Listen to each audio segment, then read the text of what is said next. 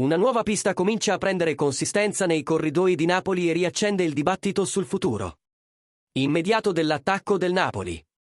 Siamo tornati con un nuovo aggiornamento strategico, di quelli che intrecciano passione, opportunità di mercato e decisioni chiave ancora aperte. Prima di andare avanti, lascia un like e iscriviti al canale, perché il tema di oggi coinvolge Chiaggio Almada. L'incognita Noah Lang è uno scenario che potrebbe cambiare rapidamente a gennaio.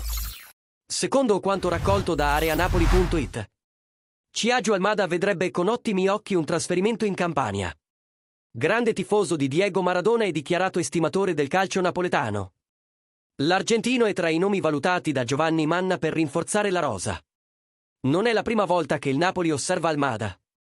Il dossier esisteva già ed è tornato d'attualità ora per un motivo ben preciso.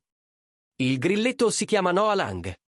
Qualora il Napoli riuscisse a trovare un accordo a gennaio per la cessione dell'olandese al Galatasaray o a un altro club interessato, la società intensificherebbe immediatamente i contatti per Almada.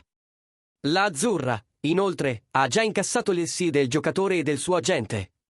Entrambi entusiasti all'idea di indossare la maglia del Napoli, giocare allo stadio Diego Armando Maradona ed entrare in un progetto competitivo.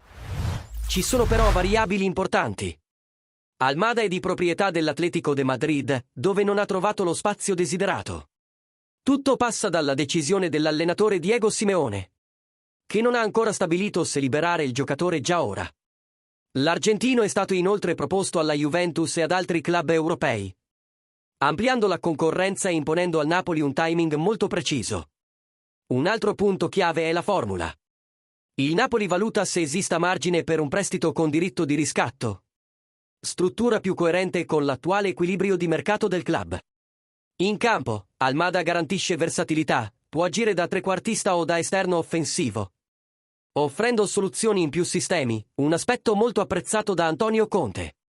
Il quadro, dunque, è di osservazione attiva.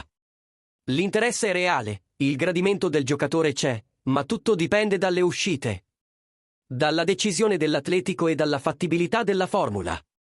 Il Napoli resta vigile, pronto a muoversi se la scacchiera dovesse girare a suo favore. Ora voglio sapere cosa ne pensi tu, tifoso del Napoli. Chiaggio Almada sarebbe il nome ideale in caso di partenza di Noah Lang? Punteresti su questo profilo versatile per gennaio? Lascia la tua opinione nei commenti.